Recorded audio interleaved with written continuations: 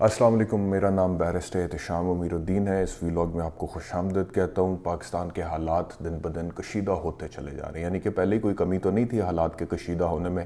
جو کچھ پاکستان میں پچھلے 2-2.5 سال میں ہوا ہے وہ اپنی مثال آپ ہے۔ پاکستان کو بیک گیئر لگا ہے، ریورس گیئر لگا ہے۔ پاکستان میں سمجھتا ہوں کہ دہائیوں کے حساب سے پیچھے گیا ہے ان سو مینی ٹرمز، چاہے وہ اکنامک پوائنٹ آف ویو ہے، چاہے وہ پولیٹیکل پوائنٹ آف ویو ہے، چاہے وہ سوشل پوائنٹ آف ویو ہے۔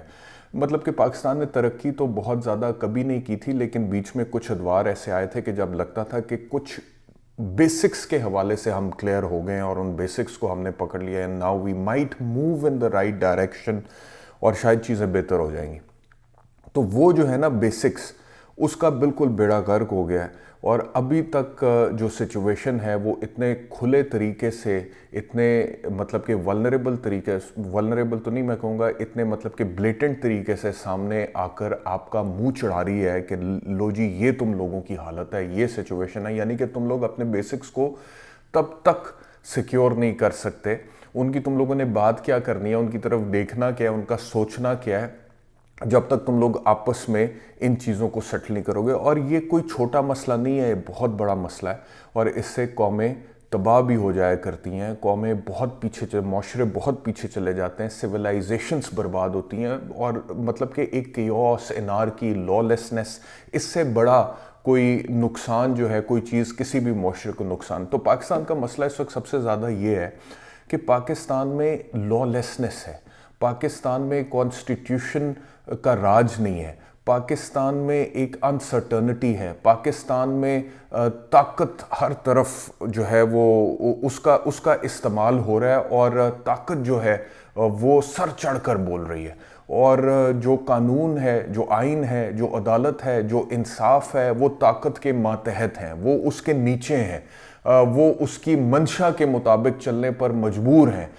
کبھی کبھی وہ احتجاج کرتے ہیں، کبھی کوئی خط لکھا جاتا ہے، کبھی کوئی اور بات، کوئی چھوٹی موٹی پریس کانفرنس ہو جاتی ہے، کبھی کچھ ہو جاتا ہے، کبھی کچھ ہو جاتا ہے، لیکن اس کے بعد دوبارہ، کیونکہ طاقت اتنی طاقتور ہے کہ وہ جو بھی احتجاج ہوتا ہے ود ان دی سوسائٹی، اس کے سامنے یا اس کے خلاف یا اس حوالے سے آواز اٹھائی جاتی ہے، تو وہ تھوڑی دیر کے لیے سنائی دیتی ہے اور اس کے بعد وہ دوبارہ دب جاتی ہے۔ اب اس ساری سچویشن کے اندر ایک آواز جو لگاتار اٹھ رہی ہے اور جو لگاتار لوگوں تک پہنچ رہی ہے، اور جس کو لوگ لگاتار سن رہے ہیں اور سننا چاہتے ہیں، اور اس کو مطلب کہ صرف یہ نہیں کہ سن رہے ہیں بلکہ اس کو ایکسیپٹ کر رہے ہیں اور سمجھ رہے ہیں، اور سمجھتے ہیں کہ یہ آواز جو ہے یہ درست ہے اور یہ صحیح ڈائریکشن کی طرف ہمیں اشارہ کر رہی ہے، وہ آواز سرٹنلی ان حالات میں، موجودہ حالات میں، پاکستان تحریک انصاف کے بانی چیئرمین عمران خان کی ہے۔ اور وہ عمران خان کی آواز حالانکہ دبائی گئی ہے، جیلوں کی دیواروں کے پیچھے چھپائی گئی ہے،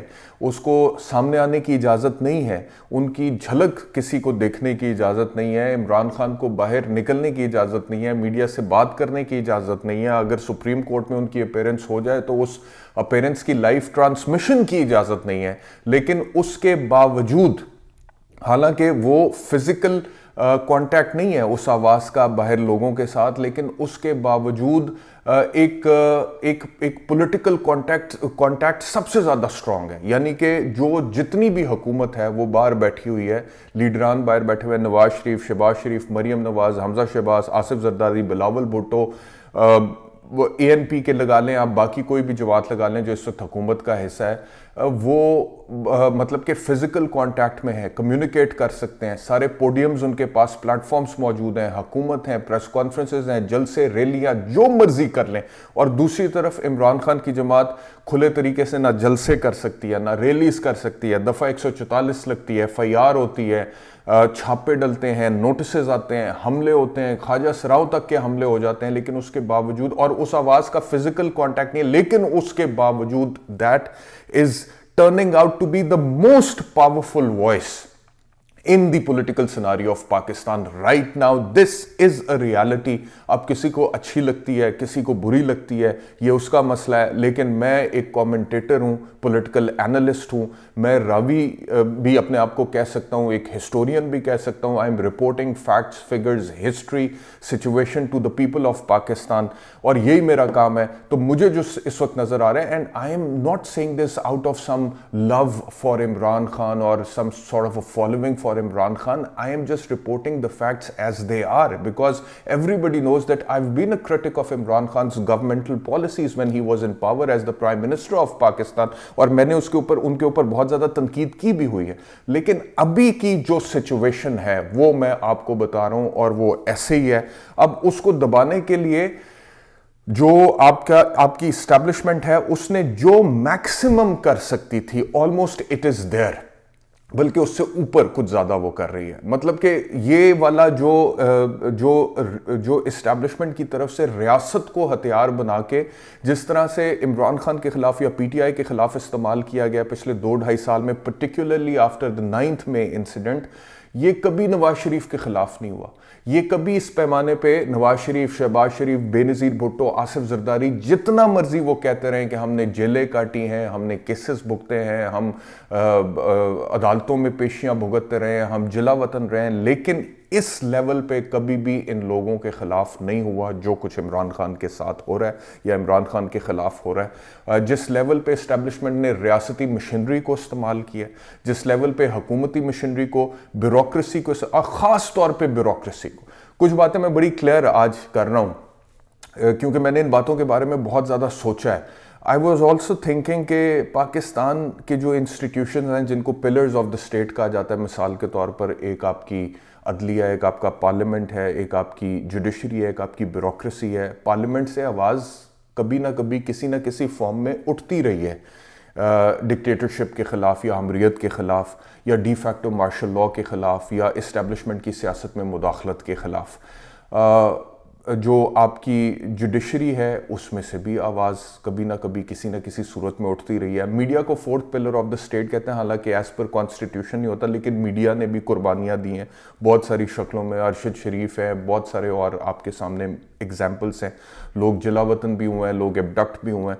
लेकिन एक इंस्टीट्यूशन जो मैं गौर कर रहा था, और इस बारे में मैं अभी तक गौर कर रहा हूँ, और अगर कोई अपना पॉइंट ऑफ व्यू इस हवाले से मुझे देना चाहे तो ज़रूर दे, कि जिससे कभी मैंने इंस्टीट्यूशनल लेवल पे मुनज़्ज़म तरीके से आवाज़ इस चीज़ के ख़िलाफ़ उठती हुई कभी नहीं, ना देखी, ना सुनी, ना पढ़ी तारीख़ में, वो ब्यूरोक्रेसी है.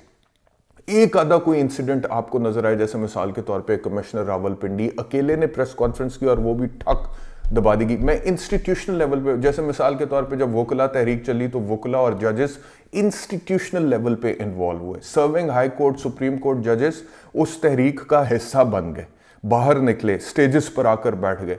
इसी तरह मीडिया ने बड़ी तहरीकी चलाई. इसी तरह पार्लियामेंट में बैठे हुए पॉलिटिशियंस ने, सियासी जमातों ने वन वे और दी अदर किसी ना किसी एक टाइम पे किसी ना किसी ने एंटी एस्टैब्लिशमेंट तहरीक चलाई. लेकिन एक इंस्टीट्यूशन जिसने कभी कोई तहरीक, और हमेशा जिसको ताकतवर ने जो कहा है कैसे करना है और उसके बलबूते पे एस्टैब्लिशमेंट अपनी सारी पॉलिसीज इंप्लीमेंट करवाती है, वो पाकिस्तान की सर्टनली ब्यूरोक्रेसी है. चाहे वो पुलिस है, चाहे वो DMG है, चाहे वो इलेक्शन कमीशन है, चाहे वो कोई और इदारा है, महकमा ज़राअत के नाम पे, कभी किसी चीज़ के नाम पे. तो वो एक इंस्टीट्यूशन मुझे ब्यूरोक्रेसी नज़र आता है कि उनको जो कह देना है उन्होंने वो, और उसकी कभी कोई अकाउंटेबिलिटी भी नहीं हुई.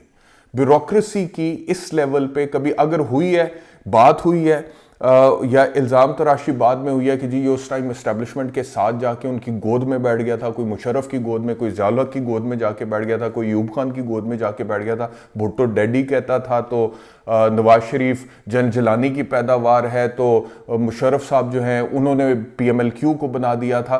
तो nobody talks about the bureaucracy of that time, कि ब्यूरोक्रेसी की कभी तनकीद ही नहीं, उसके बाद नोबडी रिमेंबर्स देम. जबकि मुझे ये लगता है कि असल जो प्लान को इंप्लीमेंट करते हैं ना, वो ये होते हैं, ब्यूरोक्रेट्स होते हैं.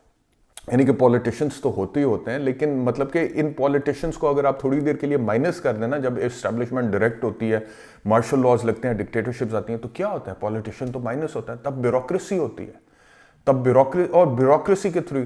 तो कहने का मकसद ये है کہ جس لیول پہ ریاست نے عمران خان کے خلاف، ریاستنی اسٹیبلشمنٹ نے ریاستی مشنری اور حکومتی مشنری کو عمران خان کے خلاف استعمال کیا ہے، ذوالفقار علی بھٹو کی مثال کو چھوڑ کے میرے خیال میں آپ کو ماضی قریب میں اور کوئی مثال نہیں ملتی.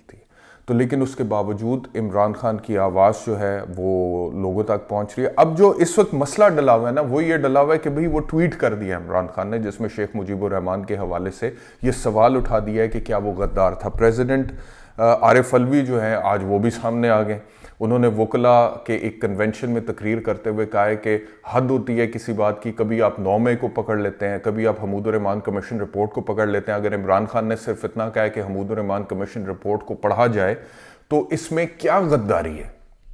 اور حمود الرحمان کمیشن رپورٹ پاکستان کی اس سیاہ تاریخ کو کھول کر پاکستان کے عوام کے سامنے رکھتی ہے، جس کی وجہ سے مشرقی پاکستان الگ ہوا اور بنگلہ دیش بنا.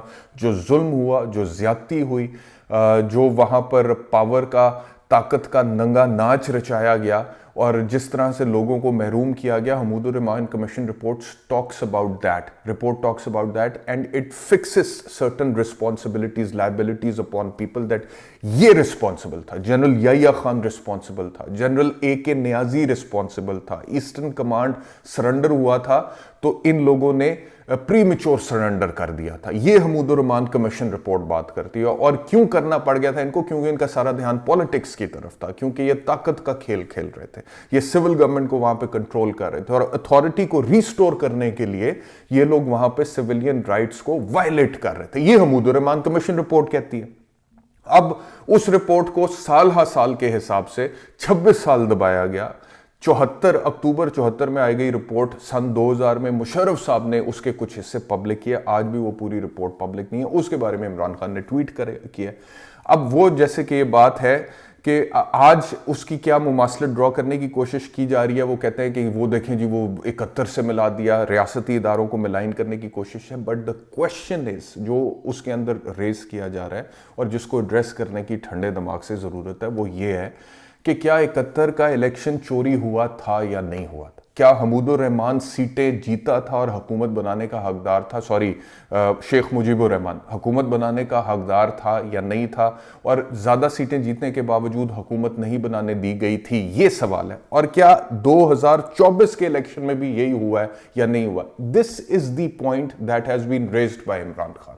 اب اس کے اندر آپ غداری یا پھر نیشنل سیکیورٹی یا ریاستی اداروں کو ملائن کرنے کے حوالے سے چیزیں اگر سامنے لے آئیں گے تو یہ ایک سادہ سوال ہے، اس کو عدالت میں لے جا کے ریزولو کر لیں کہ کیا 8 فروری 2024 کا الیکشن چوری ہوا ہے یا نہیں ہوا ہے. اور پھر اس کے اوپر بھی فیصلہ کر لیں کہ اگر چوری ہوا ہے تو کس نے کیا. کیونکہ جو لوگ اس وقت حکومت میں بیٹھے ہوئے ہیں، مجھے تو نہیں لگتا یہ they are the true representatives of the people of Pakistan. یہ اب دیکھیں نا، ساری حکومت ایک ٹویٹ پر لگی ہوئی ہے. ساری حکومت، جس حکومت نے 24 کروڑ عوام کو ان کو بنیادی حقوق دینے ہیں اور جس حکومت نے فنڈامنٹل رائٹس انشور کرنے ہیں، گورننس کرنی ہے، پالیسی بنانی ہے، معیشت کو انہوں نے کیا ٹھیک کرنا ہے، پوری حکومت ایک ٹویٹ کو لے کر جو ہے ڈھول بجا رہی ہے. کبھی کے پی کے سے فیصل کریم کنڈی جو ہے گورنر، وہ کہتے ہیں جی کہ 9 مئی کا اصل ملزم جو ہے وہ تو سی ایم کے پی کے بن گیا. کبھی وہ جو عظمہ بخاری ہے پاکستان مسلم لیگ نواز کی، وہ کہتی ہیں وہاں سے کہ جی عمران خان ہمت کریں اور رسپانسبلٹی لیں کہ جی ہاں جی کیا ہے ٹویٹ فلانا ٹمکانا. اور پوری حکومت جو ہے، مصدق ملک کہتے ہیں ٹویٹ ہی ڈیلیٹ کر دے، تو پوری حکومت جو ہے اس ایک ٹویٹ کے گرد اس وقت حکومت کر رہی ہے. یہ پاکستان میں گورننس ہے، یہ پاکستان میں حکومت کی پرفارمنس ہوتی ہے جس کی بنیاد پہ حکومتیں چلتی یا گرتی ہیں. آج اگر یہ حکومت کہہ دے that talking about the Hamood ur Rahman commission report is a right that is covered by Article 19A of the Constitution of Pakistan، تو یہ حکومت گر جائے گی. یہ حکومت آگے چلنا اس کے لیے مشکل ہو جائے. تو جب ہم نے اپنے کرائٹیریاز ہی ایسے رکھے، اسی لیے وہ جو پپٹس ہیں وہ لگے ہوئے ہیں اس بات پہ اپنی حکومت چلانے کے لیے. تو جب کرائٹیریاز یہ ہوں گے کہ ایسے حکومتیں بننی اور گرنی ہیں اور ایسے یہ حکومتوں نے کرنا ہے، تو پھر مجھے آپ بتائیں کہ ملک نے کیسے ترقی کرنی ہے؟ پھر آپ کے لوگوں کو آپ کے حقوق کہاں ملنے ہیں؟ پھر تو نہیں پاسبل ہو سکتا. تو میں نے آپ سے بتایا کہ ایک تو عارف علوی نے اس حوالے سے سٹیٹمنٹ دیا, کھول کے سامنے ہے. عارف علوی صاحب سابق صدر ہیں. اب دیکھیں کہ وہ کیا کس طرح اس وقت عارف علوی کا کردار میں سمجھتا ہوں کہ موجودہ پولیٹکس میں بڑا امپورٹنٹ ہوگا, بیکاز وہ صدارت کے عہدے سے ریسنٹلی فارغ ہوئے ہیں اور اب ان کا ایک سٹیچر ہے as the former president of Pakistan. تو how much he talks about the ideological politics of Imran Khan, اس سے بڑا فرق پڑے گا. اور پھر اسٹیبلشمنٹ کی طرف سے اس کا رسپانس کیا آ سکتا ہے, یہ اس چیز سے بڑا فرق پڑے گا. تو اس کے علاوہ ایف آئی اے جو ہے اس نے نوٹس کر دی ہے عمر ایوب کو, رؤوف حسن کو اور بیرسٹر گوہر کو کہ جی آپ پیش ہوں اس ٹویٹ کے حوالے سے اور پیش ہو کر وضاحت دیں, مطلب کہ ان سے تفتیش کریں گے, ان سے سوال پوچھیں گے. ایک ٹویٹ جو ہے وہ اس وقت پوری حکومت کا فوکس کا محور ہے. عمران خان صاحب کا وہ جو ٹویٹ تھا, پی ٹی آئی نے بلکہ اس کو اب اپنے ٹویٹر ہینڈل سے پنڈ ٹویٹ کر دیا اور اس کے نیچے میاں نواز شریف کی ایک انٹرویو کا کلپ لگا دیا جس میں Mian Nawaz Sharif is talking about the east Pakistan Hamood ur Rahman commission report, اور اس وقت کے ملٹری جنرلز کے حوالے سے وہ بھی بات کر رہے ہیں اور کہا ہے کہ ان سے بھی کوئی پوچھے. کہنے کا مقصد یہ ہے کہ اب جتنی باتیں یہاں پہ میاں نواز شریف صاحب کر رہے ہیں اس وقت میاں صاحب کو یاد نہیں ہے. میاں صاحب کو اس وقت صرف یہ چاہیے کہ عمران خان کو سارٹ آؤٹ کیا جائے, چاہے وہ جس طرح سے بھی کیا جائے. لیکن اس وقت یہ باتیں, اور بڑی انٹرسٹنگ باتیں ہیں میاں نواز شریف کی, بلکہ میں چاہوں گا کہ آپ کو یہ سنوا دوں کہ میاں نواز شریف کا یہ انٹرویو جس میں یہ باتیں ڈاکٹر شاہد مسعود کو وہ انٹرویو دے رہے ہیں, کیا کہہ رہے ہیں, یہ ذرا سنیں. مجھے بتائیں کہ فوجی جرنیل جو سب خون مارتے ہیں, جو مارشل لا لگاتے ہیں, یہ کون ہے؟ یہ پاکستان کے ٹھیکیدار ہیں, یہ ہر معاملے میں کود پڑتے ہیں. ان کا کیا کام ہے؟ یہ اپنے ڈومین میں کیوں نہیں رہتے؟ یہ اپنے دائرے میں کیوں نہیں رہتے جو آئین نے بتایا کہ اس دائرے میں آپ رہیں؟ یہ کیوں حکومتی اداروں کے اندر جو ہے نا وہ آگے قدم رکھتے ہیں؟ کیوں وزیر اعظم کو حکومتوں کو چلنے نہیں دیتے؟ کیوں کارگل کا ایک شوشہ چھوڑتے ہیں؟ کیوں پاکستان کے ایک جس نے ایٹمی پروگرام کی بنیاد رکھی اس کو پھانسی کے تختے پہ لٹکایا, جس نے ایٹمی دھماکے کیے, پاکستان کو ایٹمی قوت بنایا, اس کو بدر کر دیا, اس کے خلاف اس کو گرفتار کیا, اس کو ہتھکڑیاں لگائیں, اس کو کال کوٹ میں کیا. آپ دیکھیے, آپ یہ بھی کہیں کہ جناب میری بہت ساری جنرالوں سے نہیں بنتی تھی. میری کیوں نہیں بنتی تھی؟ کیونکہ میں کسی فوجی چیف آف آرمی اسٹاف کو سپر پرائم منسٹر بننے کا رول قبول نہیں کر سکتا کہ وہ اپنے آپ کو پاکستان کا سپر پرائم منسٹر سمجھے. میں یہ سمجھتا ہوں کہ آپ مجھے یہ بتائیے کہ جب مشرقی پاکستان ٹوٹا تو کون پاکستان کا حکمران تھا؟ فوجی ٹولہ. اس نے پاکستان توڑا. کیا کسی نے آج تک قوم سے معافی مانگی؟ کیا کسی نے کہا کہ جناب ہم قوم سے شرمندہ ہیں؟ کسی نے کہا کہ جناب ہم نے مشرقی پاکستان کے عوام کا مینڈیٹ تسلیم نہیں کیا اور اپنی من مرضی کی ہے اور ملک توڑ دیا ہے؟ آپ مجھے بتائیے کہ پاکستان نے کیا قصور کیا جو پاکستان کو اتنی بڑی. تو یہ آپ نے سنا, یہ میاں نواز شریف ہیں بیک ان دا ٹائم جب مشرف صاحب کا آئی سپوز دور تھا, اور اس ٹائم یہ انٹرویو میاں نواز. اب لیکن اس ٹائم میاں نواز شریف کو اس میں سے کوئی بات یاد نہیں ہے. یہاں پہ وہ بات کر رہے ہیں کہ فوجی ٹولہ تھا جس نے پاکستان توڑا تھا, کیا کسی نے معافی مانگی, کیوں یہ ہر چیز میں اپنی ٹانگ اڑاتے ہیں, کیوں یہ سپر پرائم منسٹر بننے کی کوشش کرتے ہیں. میں ان کو سپر پرائم منسٹر ماننے کے لیے تیار نہیں ہوں, لیکن آج میاں نواز شریف نے عمران خان سے سیاسی طور پر حکومت حاصل کرنے کے لیے, جیتنے کے لیے, آگے نکلنے کے لیے نہ صرف یہ کہ ان سارے اصولوں پر, ان ساری باتوں پر کمپرومائز کیا ہوا ہے, سمجھوتا کیا ہوا ہے, بلکہ وہ اس کو جو ہے وہ درست بھی سمجھتے ہیں آج, اور اسی کے مطابق آگے چل رہے ہیں, اور اپنے بھائی کو پرائم منسٹر بنوایا ہوا ہے اور اپنی بیٹی کو چیف منسٹر پنجاب بنایا ہوا ہے. تو یہ جو باتیں جس کے بارے میں بڑی بات ہو رہی ہے کہ یہ ٹویٹ کیا گیا ہے, یہ تو میاں نواز شریف بھی کر رہے ہیں اس انٹرویو میں, اور یہ پی ٹی آئی نے اس وقت لگایا ہوا ہے. تو میں نے کہا کہ یہ آپ کے ساتھ شیئر کریں. انشاءاللہ دوبارہ آپ سے ملاقات ہوگی. اپنا خیال رکھیے. اللہ حافظ.